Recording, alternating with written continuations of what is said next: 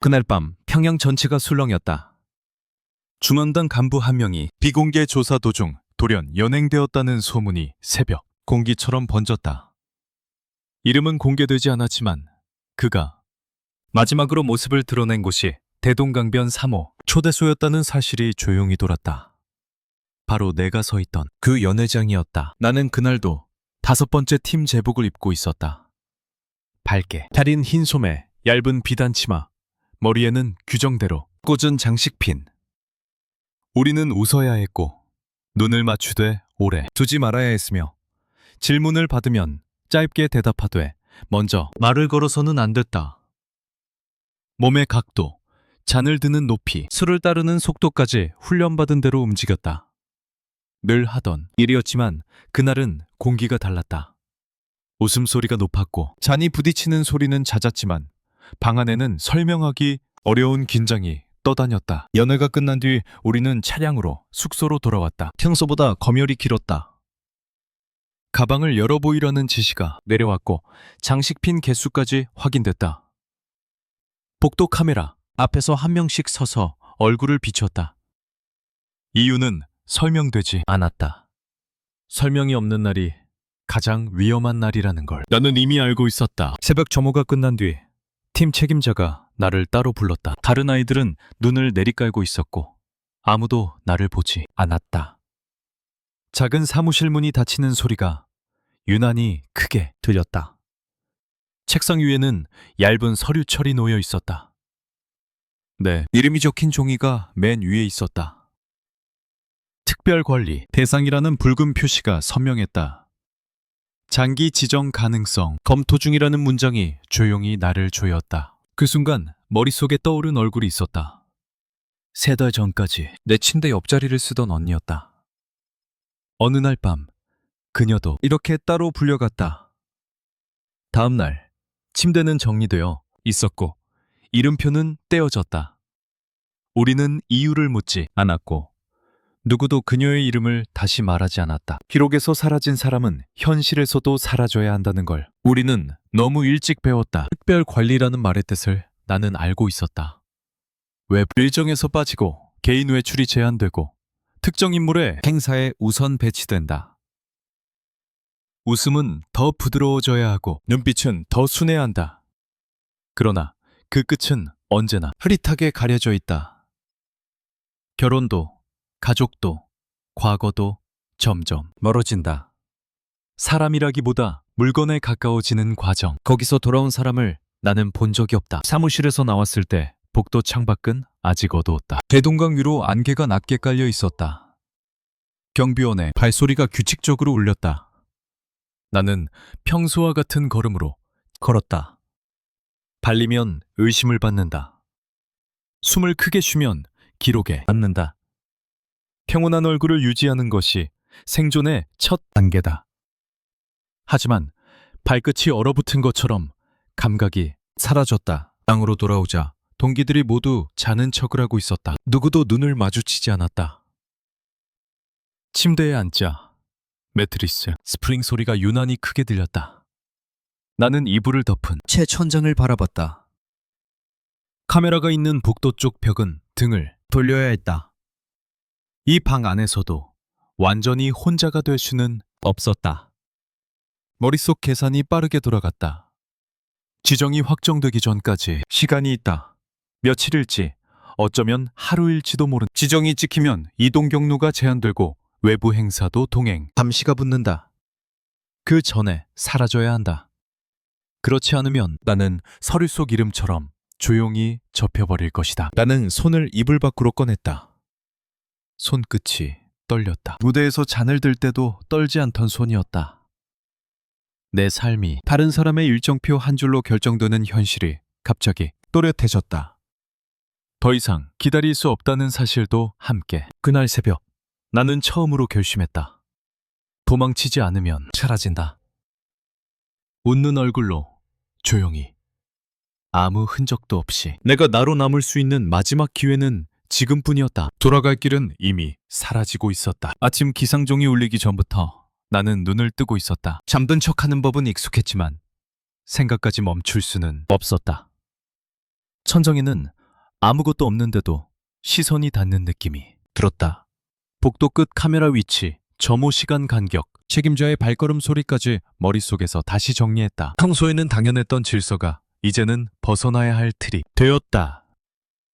세면대 앞 거울 속에 나는 여전히 단정했다. 붉은 입술, 가지런한 머리, 반듯한 자세.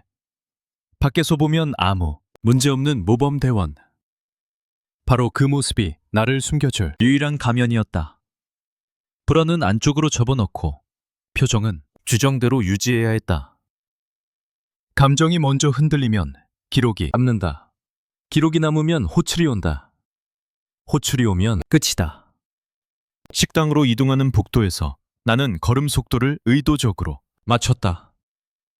너무 느려도 너무 빨라도 눈에 띈다. 벽에 붙은 구호 문구들, 매일 지나치던 문장들이 오늘은 감시 문장처럼 느껴졌다. 서로 인사를 나누는 동기들의 목소리도 얇게 떨렸다.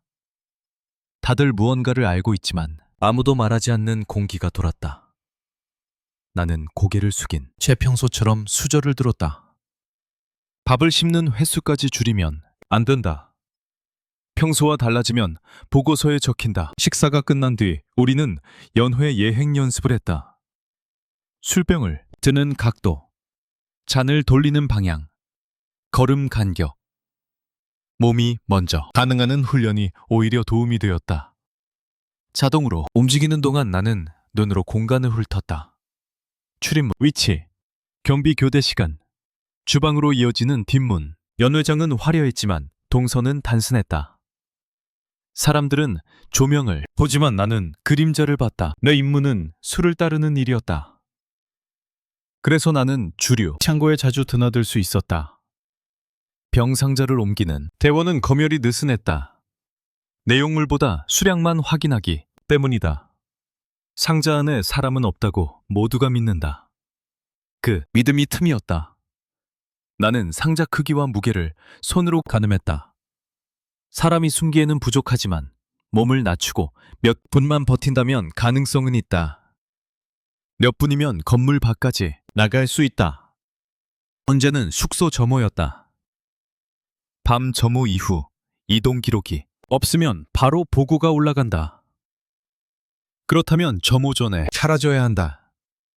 하지만 낮에는 이동 통제가 더 엄격하다. 나는 시간을 바꿔 생각했다.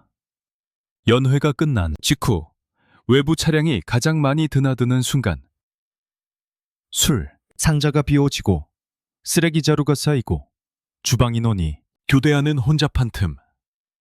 질서가 느슨해지는 유일한 시간. 그 틈을 만들기 위해 나는 일부러 더 성실하게 행동했다. 실수 없이, 지적 없이, 눈에 띄지 않게 신뢰를 쌓으면 감시가 느슨해진다. 사람들은 모범을 의심하지 않는다. 나는 웃음을 연습했다. 입꼬리 각도, 눈웃음 깊이, 고개 숙이는 속도. 몸이 기억하는 친절은 가장 완벽한 위장이었다. 그러면서도 나는 모두를 의심했다. 옆 침대 동기의 뒤척임, 책임자의 숨 고르는 소리, 복도 끝 그림자. 누군가 이미 내 서류를 알고 있을지도 모른다. 누군가는 나를 시험하고 있을지도 모른다. 그래서 나는 더 조용해졌다. 말수를 줄이지 않되 내용 없는 말만 했다. 날씨 이야기, 음식 이야기, 연습 이야기. 속이 비어야 기록도 비어진다. 오후에는 의상 수선실에 들렀다. 치마 안쪽 주머니를 조금 넓혔다. 손바닥만한 공간이 생겼다. 거기에 바늘 하나, 실 조금, 얇은 천 조각을 숨겼다. 쓸모없어. 보이는 것들이 나중에는 목숨이 된다. 무대용 장신구, 핀도 하나 더 챙겼다. 잠금 장치를 건드릴 때 금속, 도구가 필요할 수 있다. 해가 지자 또 다른 연회 일정이 전달되었다. 장소는 평소와 같은 3호 초대소. 나는 숨을 천천히 내쉬었다. 기회는 가까워지고 있었다. 동시에 위험도 가까워졌다. 심장은 빠르게 뛰었지만 발걸음은 일정했다. 두려움이 몸 밖으로 새지 않게 조심했다. 밤이 오기 전 나는 하늘을 잠깐 올려다봤다. 평영에 하늘은 늘 조용했다. 아무 일도 일어나지 않는 것처럼 보였다. 하지만 내 안에서는 이미 모든 것이 무너지고 있었다. 나는 더 이상 기다리는 사람이 아니었다. 틈을 찾는 사람이 되었다. 그리고 틈은 언제나 질서, 가장자리에서만 열린다. 오늘 밤 나는 그 가장자리를 향해 한 발 더 가까이 다가갈 것이다. 아직 도망치지는 않는다. 대신 모든 출구를 머릿속에 그려놓는다. 길을 완전히 외우면 몸은 언젠가 저절로 그 길을 따라간다. 나는 그날을 준비하고 있었다. 여느 당일의 공기는 이상할 만큼 맑았다. 이런 날에는 늘 무언가가 무너진다. 나는 그 징조를 이미 여러 번 겪었다. 건물 앞 하단의 꽃잎까지 또렷이 보이는 저녁. 사람들은 긴장을 풀지만 감시는 오히려 날카로워진다. 나는 평소보다 더 단정하게 머리를 묶고 미소 연습을 한 번 더 했다. 얼굴 근육이 굳어야 속이 들키지 않는다. 차량으로 이동하는 동안 나는 창밖을 보지 않았다. 바깥 풍경에 마음이 흔들리면 눈빛이 변한다. 대신 무릎 위에 가지런히 올린 손을 바라봤다. 손등의 핏줄, 손톱 끝에 반짝임, 손가락 사이의 미세한 떨림까지 느껴졌다. 겉으로는 고요했지만 안에서는 무언가가 계속 무너져 내리고 있었다. 초대소에 도착하자 늘 보던 복도, 늘 맡던 향, 늘 듣던 구두 소리가 이어졌다. 그러나 오늘은 모든 소리가 멀게 들렸다. 마치 물속에서 움직이는 것처럼 둔하게 울렸다. 나는 의도적으로 발걸음을 조금 더 가볍게 했다. 긴장하면 발 뒤꿈치가 먼저 닿는다. 그 소리는 경비의 귀에 잘 걸린다. 관회장은 이미 조명으로 가득 차 있었다. 나는 지정된 위치에 섰다. 손에는 병, 얼굴에는 미소. 첫 잔을 따르는 순간 나는 머릿속으로 동선을 다시 그렸다. 입구에서 주방까지 12걸음, 주방 뒤편 출문까지 7걸음, 그 문을 지나면 창고 복도, 복도 끝에 차량 적재구역 모두 기억했다. 손님들의 웃음이 커질수록 경비의 집중력은 흩어진다. 나는 그 틈을 기다렸다. 잔이 비워지고 병이 비워지고 빈 상자가 쌓이기 시작했다. 주방 인원이 분주해졌다. 그들의 시선은 음식과 접시에 쏠렸다. 나는 빈병 상자로 옮기겠다고 먼저 나섰다. 평소에도 자주 하던 일이었다. 누구도 이상하게 보지 않았다. 상자를 들고 복도를 지날 때 심장이 귀 옆에서 뛰는 것 같았다. 숨을 깊게 쉬면 어깨가 들썩인다. 그래서 나는 아주 얕게 숨을 나눠 마셨다. 한 걸음, 두 걸음, 주방문을 통과했다. 뜨거운 김과 기름 냄새가 얼굴을 덮었다. 시야가 흐려지는 그 순간이 오히려 고마웠다. 누군가의 눈을 피할 수 있었다. 창고 쪽으로 발을 옮기며 나는 주변 소리를 세웠다. 금속 부딪히는 소리, 물 쏟는 소리, 누군가 웃으며 욕을 삼키는 소리. 아무도 나를 부르지 않았다. 아직은 괜찮았다. 창고 문을 열자 어둠이 나를 삼켰다. 나는 상자를 내려놓는 척하며 몸을 낮췄다. 심장이 너무 크게 뛰어 귀가 울렸다. 밖에서는 차량 문 닫히는 소리가 들렸다. 병, 수거, 차량이었다. 이 순간을 위해 며칠을 견뎠다. 나는 상자들 사이 공간을 재빨리 확인했다. 숨을 참고 몸을 구겨 넣을 자리를 찾았다. 나무 냄새와 술 냄새가 뒤섞여 코를 찔렀다. 몸이 닿는 면이 차가웠다. 갑자기 누군가 창고 쪽으로 걸어오는 발소리가 들렸다. 나는 몸을 멈췄다. 발소리는 문 앞에서 잠시 멈췄다가 다른 쪽으로 멀어졌다. 무릎이 풀릴 것 같았다. 지금이 아니면 다시는 기회가 없다. 나는 이불 속에서 결심했던 새벽을 떠올렸다. 돌아갈 곳은 없다. 나는 상자 틈으로 몸을 밀어넣었다. 나무판이 갈비뼈를 눌렀다. 숨을 들이마시면 들통난다.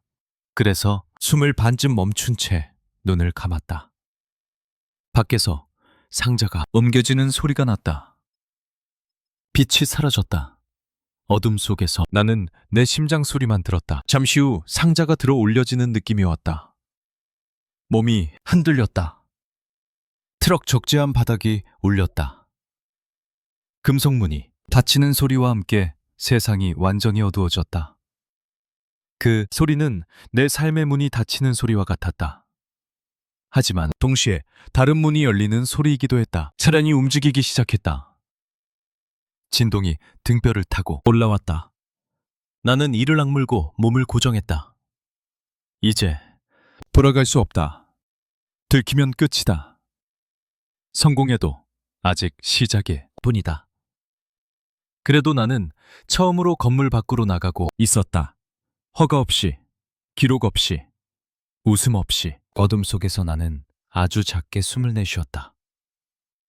살아 있다는 증거처럼. 두려움은 여전히 목을 조르고 있었지만 그 두려움 속에 아주 작은 틈이 생겼다. 그 틈으로 바람이 들어왔다. 나는 그 바람을 붙잡듯 마음을 가져봤다.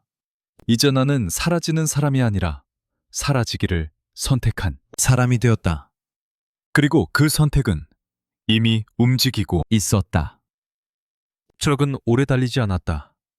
하지만 상자 속에 웅크린 나에게 시간은 끝없이 늘어졌다.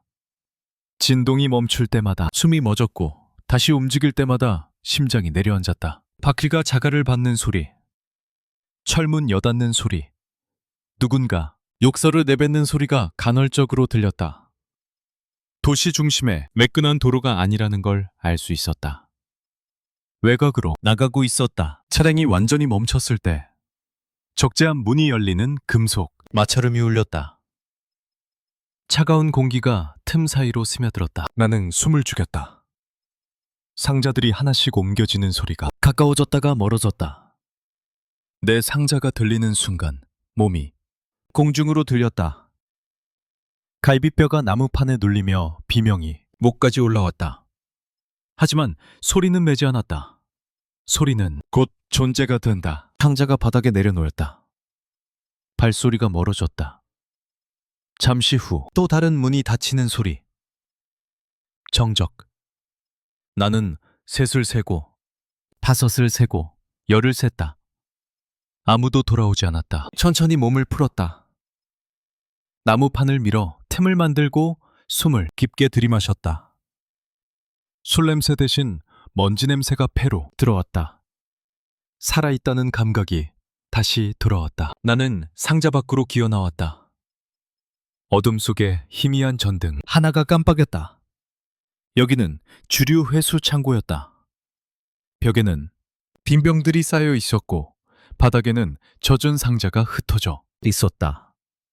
도시의 화려한 연회장과는 전혀 다른 공간. 이곳에서는 웃을 필요가 없었다. 대신 빨리 움직여야 했다. 창고 문틈으로 바깥을 살폈다. 작은 마당과 철문, 그리고 멀리 도로 하나가 보였다. 경비는 보이지 않았다. 하지만 보이지 않는다고 없는 건 아니다. 나는 호흡을 고르고 평소 무대 뒤 이동하듯 자연스럽게 걸어 나갔다. 달리면 끝이다. 탕검한 사람이 되어야 했다. 마당을 지나 철문을 통과하자 밤 공기가 얼굴을 때렸다. 평양 외곽의 공기는 중심보다 거칠었다. 멀리 공장, 굴뚝이 보였고 희미한 불빛이 산처럼 이어졌다. 나는 방향을 북쪽으로 잡았다. 사전에 외워둔 지형이 머릿속에 떠올랐다. 큰 도로는 피해야 한다. 대신 철길을 따라가야 한다. 철로는 도시 소음에서 벗어난 길이었다. 순찰은 있지만 간격이 길다. 나는 신발 소리를 줄이기 위해 걸음폭을 줄였다. 자갈이 발바닥을 찔렀지만 멈추지 않았다. 몸은 이미 피곤했지만 멈추면 생각이 따라온다. 생각이 커지면 두려움도 커진다. 그래서 나는 계속 걸었다. 밤이 깊어질수록 온도가 떨어졌다. 얇은 제복이 바람을 막지 못했다. 팔을 감싸쥐고 몸을 앞으로 기울였다. 그래도 걸었다. 뒤를 돌아보지 않으려고 애썼다. 뒤에는 빵, 침대, 동기들, 그리고 사라진 언니의 빈 자리뿐이었다. 앞으로는 모르는 길이지만 적어도 선택은 내 것이었다. 멀리서 열차 경적이 울렸다. 나는 선로 옆 풀숲으로 몸을 숨겼다. 빛이 스쳐 지나가며 얼굴을 스쳤다. 숨을 멈춘 채 빛이 사라지길 기다렸다. 열차가 지나간 뒤에도 한동안 움직이지 않았다. 누군가 뒤따라오는 건 아닌지 귀를 세웠다. 아무 소리도 없었다. 다시 걸음을 옮기며 나는 계산했다. 이 길을 따라가면 며칠 후 신을주 근처에 닿는다. 그곳에서 강을 건너야 한다. 그 전까지는 사람을 최대한 피해야 한다. 도움을 청하면 신고될 가능성이 더 크다. 나는 무대에서 배운 교훈을 떠올렸다. 눈에 띄지 않는 사람이 가장 오래 산다. 새벽이 가까워지자 하늘이 조금 밝아졌다. 몸은 무거워졌고 다리는 저릿했다. 하지만 멈출 수 없었다. 날이 밝으면 숨을 곳을 찾아야 한다. 밤은 도망자의 편이지만 낮은 감시자의 시간이다. 나는 작은 언덕 아래 폐창고를 발견했다. 문은 반쯤 부서져 있었다. 나는 안으로 들어가 몸을 웅크렸다. 먼지 냄새가 진하게 올라왔다. 눈을 감자 연회장의 음악 대신 심장 소리만 들렸다. 무사히 빠져나왔다는 안도감은 잠깐뿐이었다. 이제 진짜 도망이 시작되었다. 뒤쫓는 사람은 아직 보이지 않지만 기록 속에서 나는 이미 사라진 존재의 것이다. 나는 벽에 등을 기대고 숨을 골랐다. 두려움은 여전히 곁에 있었지만 그 두려움이 나를 앞으로 밀고 있었다. 멈추면 잡힌다. 움직이면 아직 가능성이 있다. 나는 그 가능성 하나에 몸을 맡긴 채 해가 완전히 떠오르기 전까지 잠시 눈을 붙였다. 눈을 떴을 때 폐창고 안은 희미한 회색빛으로 차 있었다. 밤이 나를 숨겨주는 시간이라면 새벽은 나를 시험하는 시간이었다. 몸은 바닥의 냉기를 그대로 품고 굳어 있었다. 팔을 움직이자 먼지가 흩날렸고 그 작은 소리에도 심장이 크게 반응했다. 나는 한동안 숨을 채 귀를 기울였다. 바깥에서 들려오는 것은 멀리서 우는 개소리와 바람에 흔들리는 철판 소리뿐이었다. 아직 안전하다고 단정할 수는 없었지만 더 머무르면 오히려 위험해진다. 낮에는 사람의 눈이 많다. 나는 몸을 천천히 일으켰다. 관절이 삐걱거리는 느낌이 들었다. 무대에서 늘 단정했던 몸이 이제는 먼지투성이가 되어 있었다. 손등에 묻은 검은 자국을 바라보다가 문득 이상한 생각이 들었다. 이렇게 더러워진 모습이 오히려 나를 지켜줄지도 모른다. 더 이상 연 회장의 사람이 아니라 길 위의 사람처럼 보일 테니까. 나는 북쪽을 향해 다시 걷기 시작했다. 큰 도로는 피하고 논두렁과 낮은 언덕을 따라 움직였다. 아침. 연기가 피어오르는 마을이 멀리 보였다. 굴뚝연기는 사람들의 삶을 알리는 신호였지만 나에게는 피해야 할 표식이었다. 누군가 눈에 띄면 질문이 따라온다. 질문은 기록으로 이어진다. 기록은 추적을 부른다. 배가 비어 있었다. 어젯밤 이후 아무것도 먹지 못했다. 하지만 배고픔보다 더 큰 것은 목의 갈증이었다. 혀가 마르고 입안이 거칠어졌다. 나는 논 옆 배수로에 고인 물을 발견하고 한참을 망설였다. 물은 흐르지 않고 고여 있었지만 선택지는 많지 않았다. 손으로 떠서 조금만 입을 적셨다. 차가운 물이 목을 타고 내려가자 정신이 또렷해졌다. 살아남기 위해서는 더 많은 것을 포기해야 한다는 사실도 함께 받아들여졌다. 낮이 완전히 밝아오자 나는 몸을 숨길 곳을 찾아야 했다. 들판 한가운데 서 있는 것은 스스로 표적이 되는 일이다. 언덕 뒤편에 버려진 농기구 창고가 보였다. 지붕 일부가 내려앉아 있었고 문은 비스듬히 열려 있었다. 나는 주변을 살핀 뒤 안으로 들어갔다. 안에는 낡은 자루와 녹슨 삽이 널려 있었다. 사람의 기척은 없었다. 나는 자루더미 뒤에 몸을 숨겼다. 심장이 아직 빠르게 뛰고 있었지만 억지로 호흡을 늦췄다. 낮 동안은 움직이지 않는 것이 낫다. 밤이 다시 와야 길이 열린다. 벽틈 사이로 들어오는 빛이 천천히 이동했다. 시간의 흐름이 눈에 보였다. 그동안 나는 생각을 정리하려 했지만 자꾸 다른 얼굴이 떠올랐다. 사라졌던 언니, 아무 말 없이 고개를 숙이던 동기들, 그리고 책상 위에 놓여있던 내 서류. 혹시 이미 나를 찾고 있을까? 연회가 끝난 뒤 점호에서 내 자리가 비어 있었다면 바로 보고가 올라갔을 것이다. 초대소, 차량, 창고, 주변 도로까지 확인했을지도 모른다. 내가 생각해낸 틈이 과연 충분했을까? 불안이 가슴 안쪽을 긁었다. 하지만 다시 돌아갈 수는 없다. 잡히면 나는 설명할 기회조차 없을 것이다. 해가 기울 무렵 창고 밖에서 사람 목소리가 들렸다. 남자 둘이 지나가며 농사 이야기를 나눴다. 발걸음이 가까워졌다가 멀어졌다. 나는 숨을 멈춘 채 돌처럼 굳어 있었다. 발소리가 완전히 사라진 뒤에도 한참을 움직이지 못했다. 이제 나는 작은 소리 하나에도 몸이 먼저 반응하는 사람이 되어가고 있었다. 해가 완전히 지고 어둠이 내려오자 다시 밖으로 나왔다. 다리는 무거웠지만 멈출 수 없었다. 별빛 아래에서 나는 다시 철길을 향해 걸었다.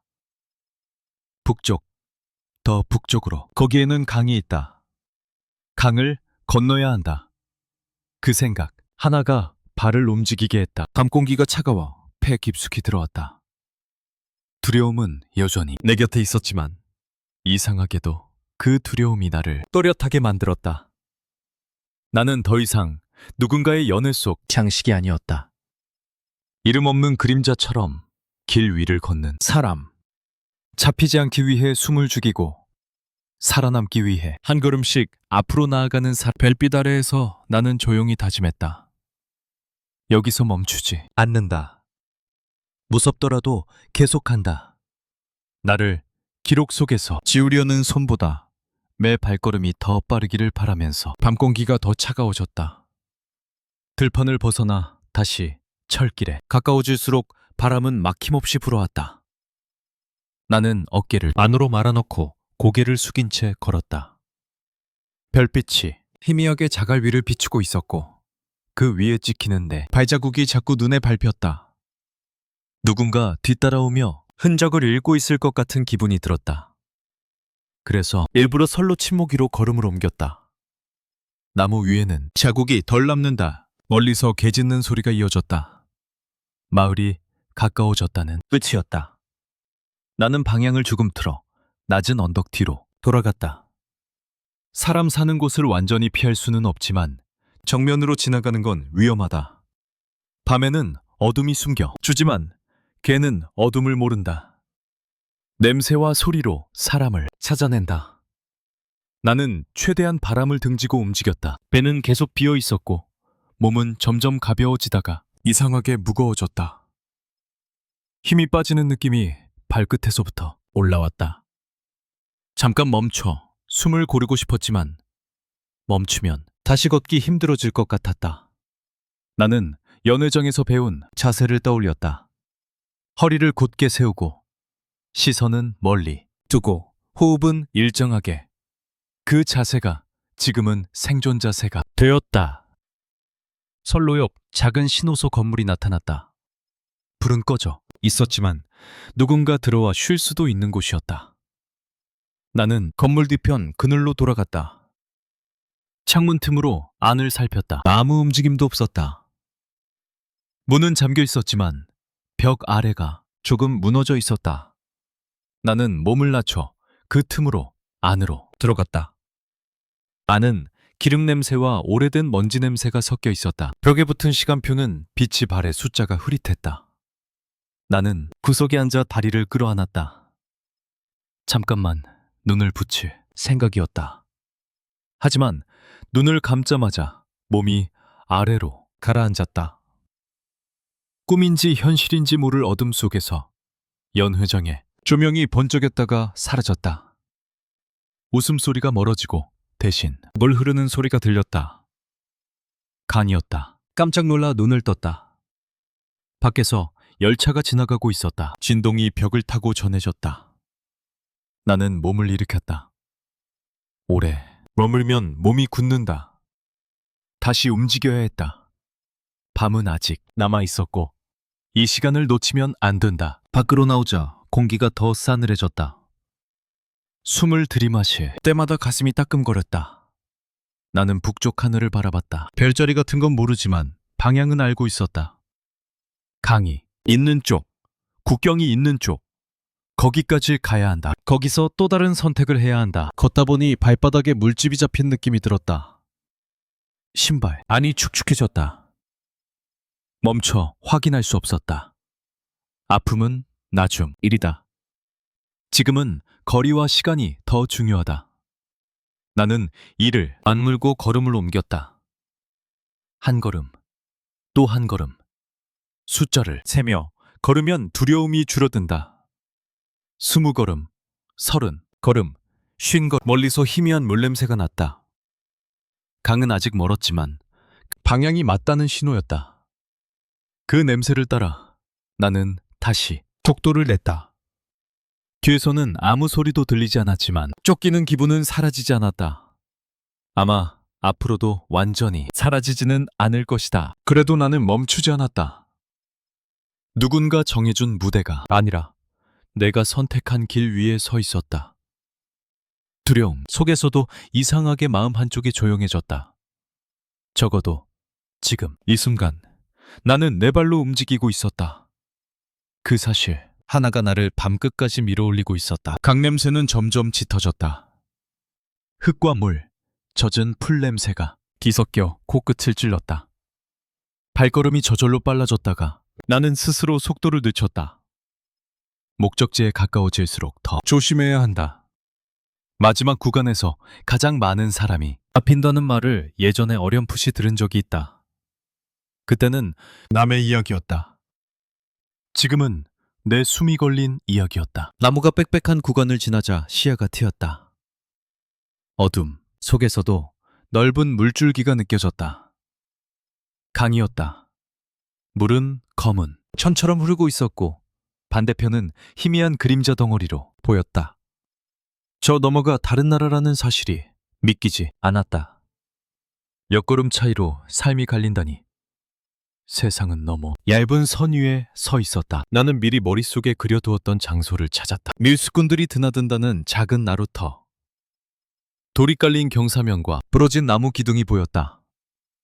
그 근처 어둠 속에 작은 배 하나가 묶여 있었다. 배 옆에는 사람 그림자가 웅크리고 앉아 있었다. 숨이 가빠졌다. 이제 사람과 마주해야 했다.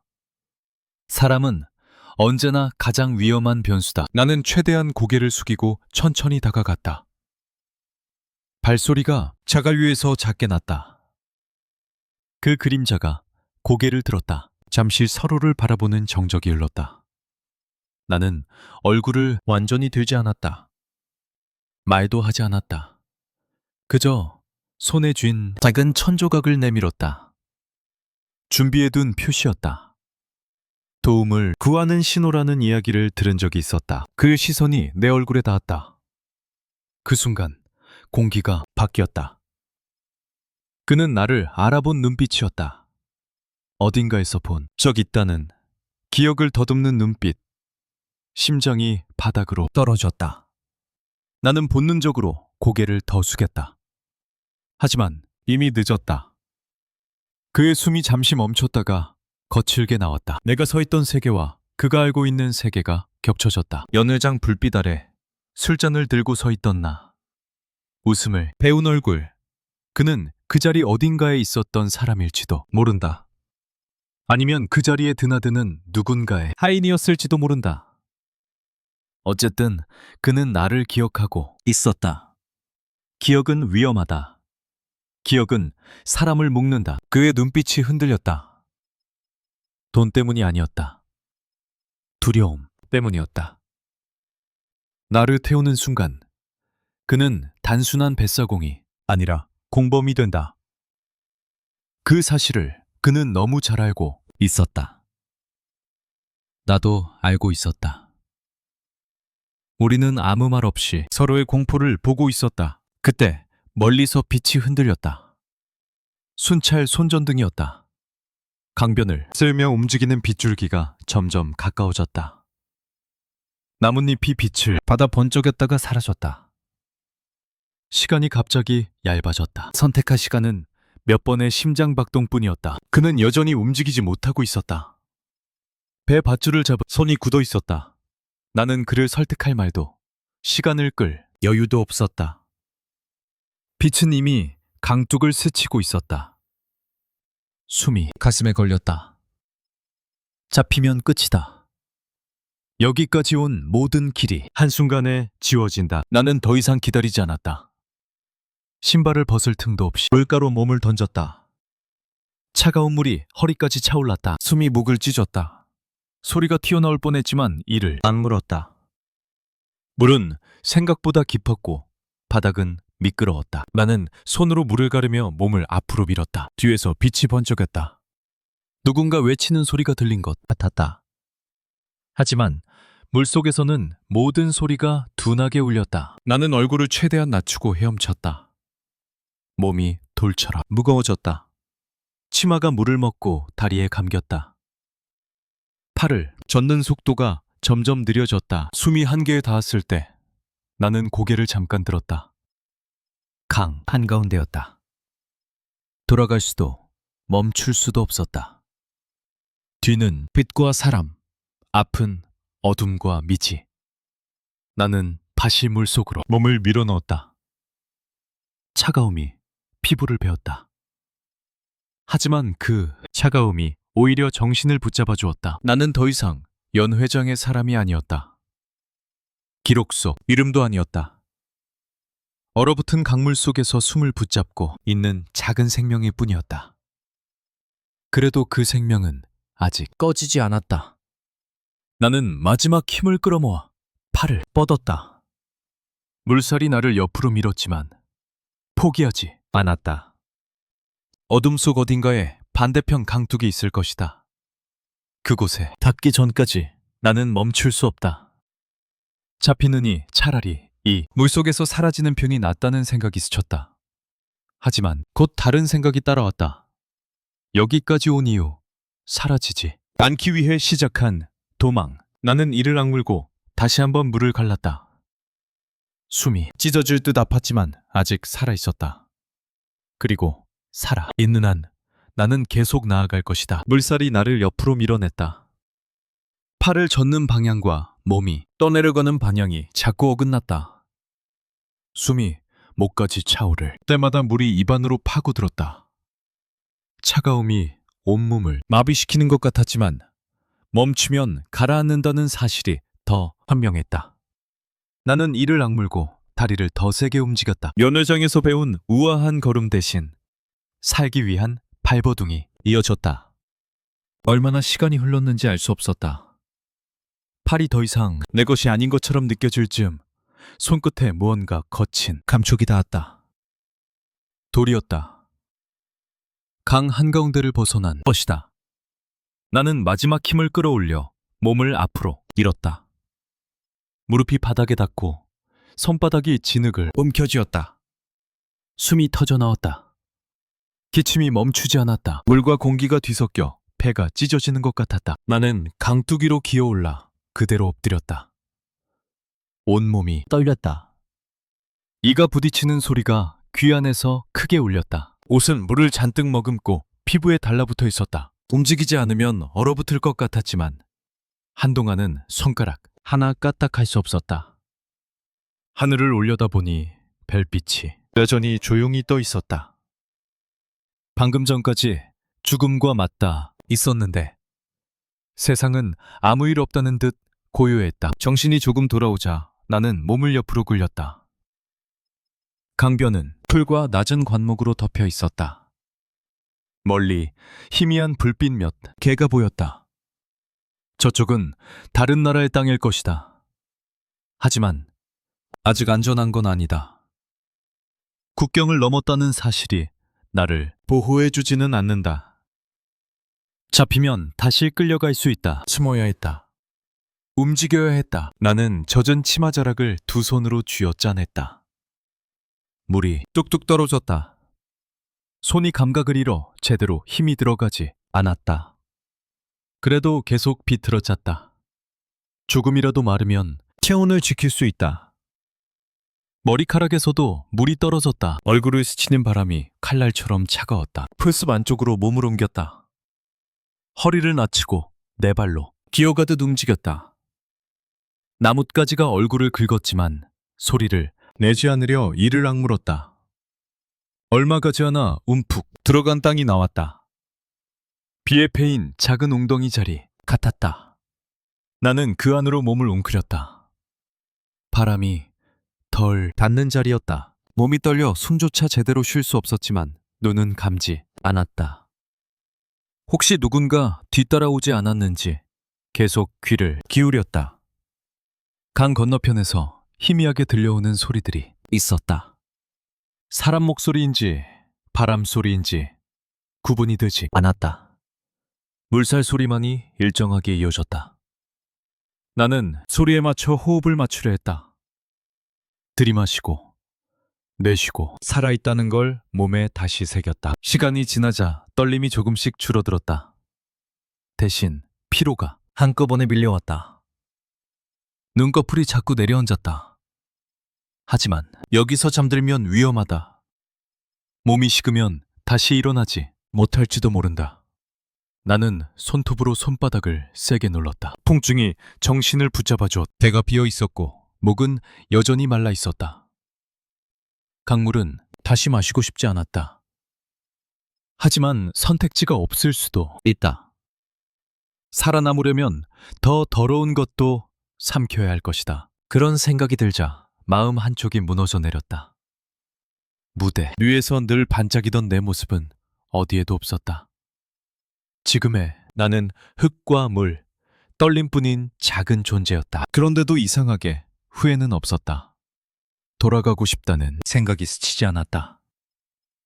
그곳에서는 숨 쉬는 것조차 허락받아야 했다. 여기서는 최소한 내가 숨을 고를 자리를 스스로 찾고 있다. 추위 속에서 웅크리고 있는 이 몸이 누구의 소유도 아니라는 사실이 나를 붙들었다. 하늘이 아주 조금 밝아지기 시작했다. 동쪽 어둠이 엷어졌다. 날이 밝으면 움직이기 더 어려워진다. 나는 다시 몸을 일으켰다. 다리가 휘청거렸다. 나무를 붙잡고 겨우 균형을 잡았다. 계속 이 강변을 따라가면 사람 사는 곳이 나올 것이다. 위험하지만 도움을 받을 수도 있다.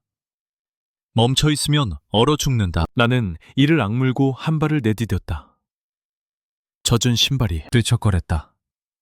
발바닥에 물집이 터진 것 같았다. 통증이 올라왔지만 멈추지 않았다. 풀잎 사이로 낮은 나무 아래로 몸을 숨기며 천천히 이동했다.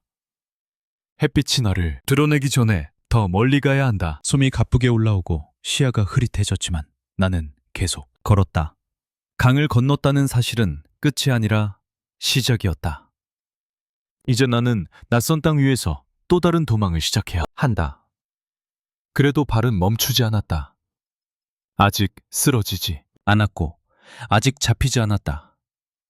그것만으로도 나는 계속 앞으로 나아갈 수 있었다. 날이 밝아올수록 몸은 더 무거워졌다. 밤에는 어둠이 나를 감싸주었지만 새벽빛은 나를 드러내는 손 같았다. 강변 풀숲을 벗어나자 땅이 점점 단단해졌다. 누군가 자주 오가는 길이라는 뜻이었다.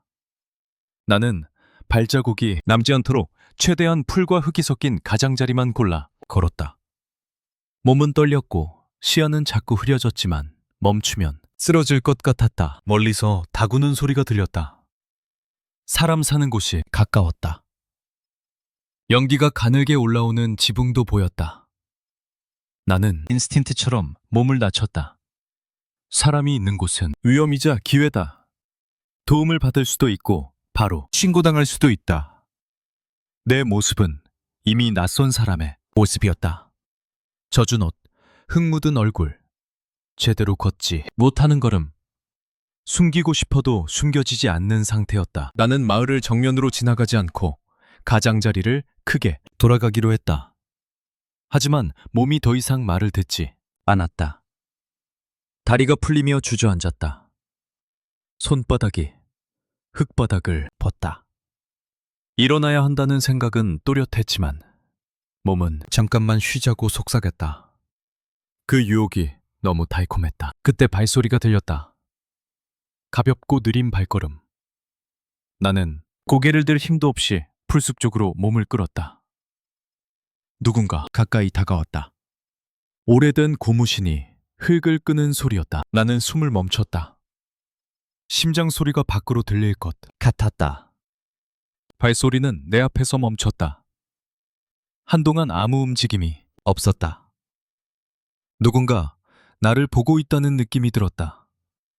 도망칠 힘도 없고 숨길 수도 없는 상태에서 나는 그냥 엎드린 채 굳어 있었다. 시간이 길게 늘어졌다. 그러다 조심스러운 기척이 느껴졌다. 누군가 천천히 다가와 내 어깨 근처에 멈췄다. 거친 손이 팔을 살짝 건드렸다. 나는 본능적으로 움찔했지만 소리를 내지 않았다. 손길은 거칠었지만 폭력적이지 않았다. 그 사람은 한동안 나를 살피는 듯했다. 젖은 옷, 상처난 손, 떨리는 몸. 상황을 이해하려는 침묵이었다. 잠시 후 그 손이 내 팔을 잡아 조심스럽게 일으켰다. 나는 제대로 서지 못해 다시 휘청했다. 그 사람은 나를 끌기보다는 받쳐주는 쪽에 가까웠다. 말은 통하지 않았지만 의도는 느껴졌다. 나는 몸을 맡겼다. 선택지가 없었다. 길바닥에 쓰러져 있는 것보다는 누군가의 그림자 안으로 들어가는 편이 나았다. 우리는 마을 가장자리의 작은 집 뒤편으로 들어갔다. 낮은 담과 오래된 창고 같은 건물이 있었다. 안으로 들어가자 흙냄새와 저장된 곡물 냄새가 섞여 코를 찌렸다. 나는 벽에 기대어 주저앉았다. 온몸이 풀리며 눈이 감겼다. 하지만 완전히 잠들 수는 없었다. 여기가 안전한지 또 다른 위험인지 아직 알 수 없었다. 잠시 후 따뜻한 무언가가 손에 닿았다. 물이었다. 나는 급하게 마시지 않으려 했었지만 목이 먼저 반응했다. 우리 몸 안으로 들어가자 정신이 조금 또렷해졌다. 이어서 딱딱한 음식 조각이 건네졌다. 무엇인지 정확히 몰랐지만 천천히 씹어 삼켰다. 살아있는 몸은 음식이 들어오자 다시 움직일 준비를 하는 것 같았다. 하지만 안도감은 오래가지 않았다. 이곳에 오래 머무를 수는 없다. 마을 사람 한 명이 나를 숨겨준다고 해서 모든 위험이 사라지는 것은 아니다. 누군가 나를 봤다면 소문이 돌 수 있다. 낯선 여자가 나타났다는 말 한마디면 충분하다. 나는 몸을 추슬러 다시 일어나 준비를 해야 했다. 잠깐 눈을 감았다 뜨는 사이에도 머릿속에는 계속 계산이 이어졌다. 더 남쪽으로 가야 한다. 국경 근처는 단속이 심하다. 사람 많은 도시로 들어가야 숨을 수 있다. 하지만 거기까지 어떻게 갈지 아직 알 수 없다. 나는 길도 말도 사람도 모르는 땅 위에 서 있었다. 그래도 한 가지는 분명했다. 강을 건넜고 아직 잡히지 않았다.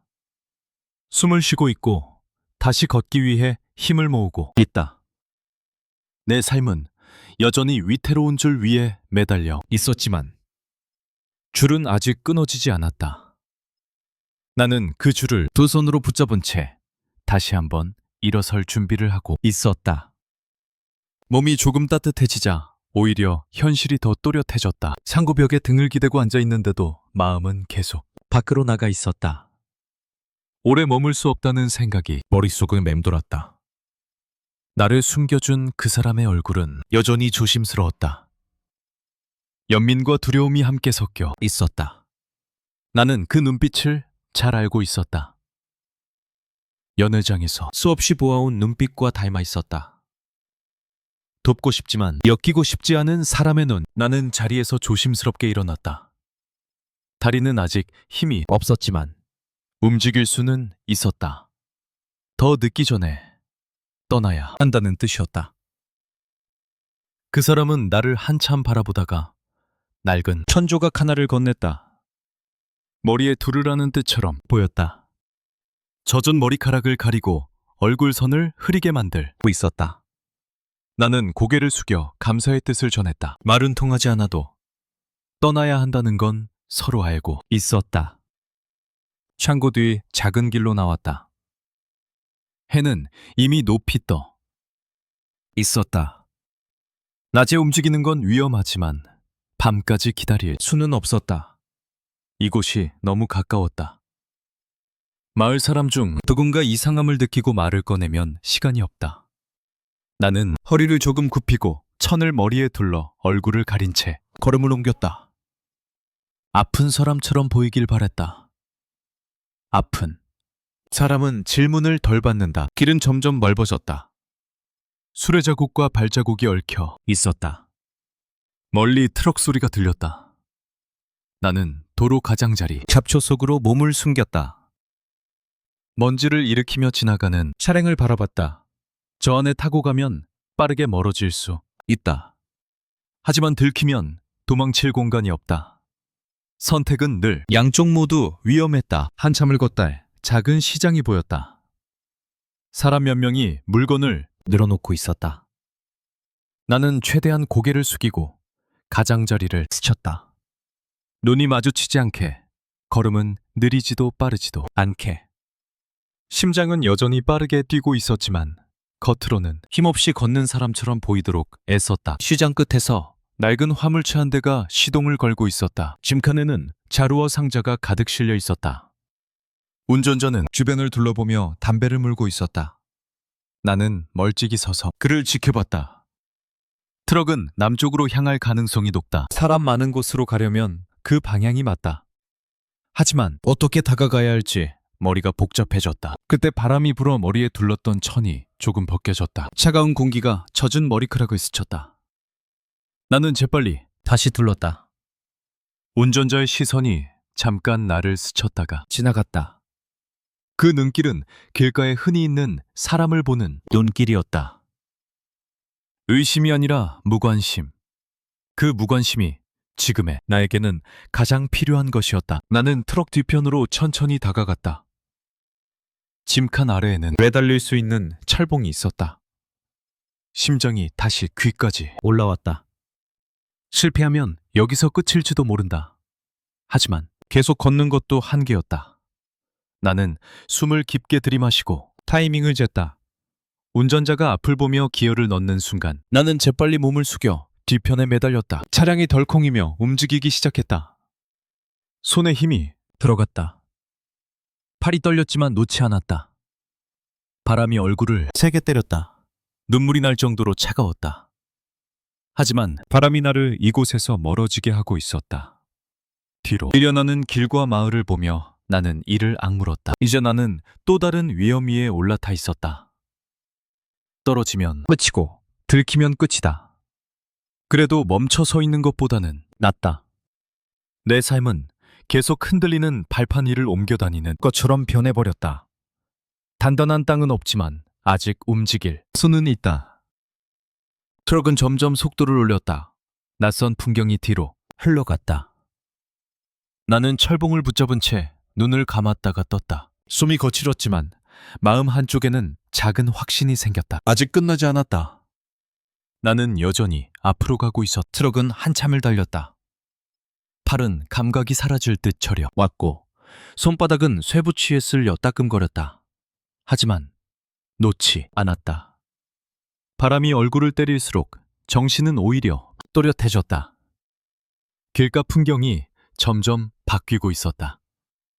낮은 마을 대신 넓은 도로와 높은 건물들이 보이기 시작했다. 사람 많은 곳으로 들어가고 있었다. 차량이 속도를 줄였다. 앞에 검문소 같은 구조물이 보였다. 붉은 조끼를 입은 사람들이 도로 옆에 서 있었다. 내 심장이 갑자기 쿰 하고 내려앉았다. 들키면 끝이다. 여기서 붙잡히면 다시 북쪽으로 끌려갈 수 있다. 지금까지의 모든 시간이 한순간에 사라진다. 트럭이 멈추자 나는 숨을 죽였다. 손에 힘이 풀릴 것 같았지만 더 세게 움켜쥐었다. 앞쪽에서 목소리들이 오갔다. 운전자가 서류 같은 것을 건네는 소리가 들렸다. 나는 고개를 숙여 몸을 최대한 작게 만들었다. 그림자처럼, 짐처럼 보이기를 바랐다. 몇 초가 몇 분처럼 길게 늘어졌다. 누군가 뒤쪽으로 걸어오는 발소리가 들리는 것 같았다. 숨이 멈췄다. 발소리는 트럭 뒤를 스치듯 지나갔다. 손전등 불빛이 잠깐 바퀴 아래를 비추고 사라졌다. 나는 눈도 깜빡이지 않았다. 몸이 돌처럼 굳어 있었다. 다시 엔진 소리가 커졌다. 트럭이 움직이기 시작했다. 그 순간 온몸에 힘이 한꺼번에 빠질 뻔했다. 하지만 아직 안전한 건 아니다. 도심에 가까워질수록 사람도 많고 눈도 많다. 나는 계속 매달린 채 숨을 조절했다. 얼마 후 차량이 큰 건물들이 늘어선 지역에 들어섰다. 차들이 빽빽했고 경적 소리가 이어졌다. 트럭이 신호에 걸려 멈췄다. 이곳에서 내려야 한다는 생각이 번쩍 들었다. 더 들어가면 숨을 곳을 찾기 어려울지도 모른다. 나는 주변을 살폈다. 사람들은 각자 바쁘게 움직이고 있었고 아무도 트럭 뒤를 주의 깊게 보지 않았다. 신호등이 아직 빨간빛인 걸 확인하고 조심스럽게 발을 내렸다. 땅이 발밑에 닿는 순간 다리가 휘청했다. 그래도 넘어지지 않으려 이를 악물었다. 트럭이 다시 움직이기 직전 나는 차량 뒤에서 빠져나와 인도 쪽으로 몸을 옮겼다. 사람들 사이로 섞여 들어갔다. 누구도 나를 부르지 않았다. 누구도 붙잡지 않았다. 나는 고개를 숙인 채 흐름에 몸을 맡겼다. 낯선 말소리, 낯선 옷차림, 낯선 냄새가 사방에서 밀려왔다. 모든 것이 새로웠고 동시에 무서웠다. 하지만 한 가지는 분명했다. 나는 더 이상 강가도 들판도 검문소도 아닌 곳에 서 있었다. 수많은 사람들 속 이름 없는 한 사람으로 섞여 있었다. 추적자의 눈이 나를 바로 찾아내기 어려운 공간. 숨을 고를 수 있는 첫 장소였다. 나는 골목 쪽으로 방향을 틀었다. 벽에 기대 잠시 눈을 감았다. 심장이 여전히 빠르게 뛰고 있었지만 그 박동 속에 다른 감정이 섞여 있었다. 끝이 아니라는 안도. 아직 갈 길은 멀지만 여기까지 왔다는 사실. 나는 천천히 눈을 떴다. 다시 움직여야 한다. 안전한 곳을 찾고 도움을 구하고 다음 길을 정해야 한다. 하지만 오늘 이 순간만큼은 한 가지를 인정할 수 있었다. 나는 잡히지 않았다. 나는 여기까지 살아서 왔다. 그리고 그 사실이 나를 다시 앞으로 걷게 만들고 있었다. 도시의 골목안은 바깥 도로와 전혀 다른 세계처럼 느껴졌다. 자동차 소음이 벽에 막혀 낮아졌고 사람들 발걸음 소리만 가볍게 오갔다. 나는 벽에 등을 기댄 채 한동안 숨을 골랐다. 심장이 서서히 제자리로 돌아오고 있었지만 몸 안 깊은 곳의 떨림은 쉽게 가라앉지 않았다. 긴장이 풀리자 오히려 다리가 더 휘청거렸다. 나는 골목을 따라 천천히 걸었다. 간판 글자는 알아볼 수 없었고 말소리도 낯설었다. 하지만 그 낯섦이 이상하게도 나를 감싸주는 담요 같았다. 누구도 나를 알고 있지 않았다. 누구도 내 이름을 부르지 않았다. 그 사실이 이렇게 클 줄은 몰랐다. 두려움과 함께 아주 작은 자유가 따라왔다. 한 건물 계단 아래에 앉아있던 노인이 나를 힐끗 바라봤다. 나는 시선을 피하지도 오래 두지도 않았다. 그냥 지나가는 사람처럼 고개를 숙였다. 예전 같았으면 눈빛 하나에도 평가와 기록이 따라붙었을 것이다. 여기서는 그저 스쳐 지나가는 시선일 뿐이었다. 단순함이 가슴을 저리게 했다. 몸은 아직 엉망이었다. 젖은 옷은 말랐지만 얼룩이 남았고 신발은 흙투성이었다. 손등의 상처가 따끔거렸다. 나는 작은 공원 벤치에 앉아 손을 바라봤다. 연회장에서 잔을 들던 손. 규정대로 움직이던 손. 누군가의 눈을 의식하며 늘 긴장하던 손. 지금 그 손은 거칠고 떨리고 있었지만 처음으로 내 의지로 움직이고 있었다. 눈을 감자 강물이 다시 떠올랐다. 차가운 물. 숨 막히던 순간 돌아갈 수 없다는 공포. 그리고 풀숲. 낯선 창고. 트럭 뒤 철봉. 모든 장면이 이어져 긴 한 줄의 밤처럼 스쳐 지나갔다. 나는 그 밤을 건너 여기까지 왔다. 아직 끝난 건 아니지만 최소한 그 밤에서 빠져나왔다. 이제는 도움을 찾아야 한다. 나 혼자서는 오래 버틸 수 없다. 어디로 가야 할지, 누구를 찾아야 할지 아직 모른다. 하지만 더 이상 도망만 치는 상태는 아니다. 숨을 고르고, 길을 고르고, 내 이야기를 꺼낼 수 있는 시간이 오고 있다. 누군가 믿을 수 있는 사람을 만나야 한다. 내 이름을 다시 말할 수 있는 곳을 찾아야 한다. 문득 가족 생각이 떠올랐다. 떠나오기 전 아무 말도 남기지 못한 얼굴들. 내가 사라졌다는 소식을 들으면 어떤 표정을 지을까? 슬픔일까? 두려움일까? 아니면 아무 말도 하지 못하는 침묵일까? 가슴이 조여왔지만 다시 돌아갈 수 없다는 사실도 분명했다. 돌아가는 길은 이미 닫혔다. 내가 선택한 방향은 앞으로뿐이다. 나는 벤치에서 일어났다. 다리는 여전히 무거웠지만 걸을 수 있었다. 하늘을 올려다보니 해가 기울고 있었다. 오늘 하루만 해도 몇 번이나 끝이라고 느꼈는지 모른다. 그런데도 나는 아직 여기 서 있다. 숨 쉬고, 걷고, 생각하고 있다. 나는 천천히 골목 끝을 향해 걸었다. 앞으로 어떤 길이 펼쳐질지 모른다. 또 도망쳐야 할지도, 또 숨죽여야 할지도 모른다. 그래도 한 가지는 분명하다. 나는 더 이상 누군가의 기록 속에서 조용히 사라질 사람이 아니다. 추위와 물과 어둠을 건너 여기까지 온 사람이다. 발걸음 하나하나가 아직 불안했지만 멈추지 않았다. 두려움은 여전히 곁에 있었지만 그 옆에 아주 작은 희망이 함께 걷고 있었다. 그 희망이 얼마나 오래 갈지 모르지만 지금은 그것으로 충분했다. 나는 살아남았다. 그리고 살아남은 사람에게는 아직 말하지 못한 이야기가 남아있다.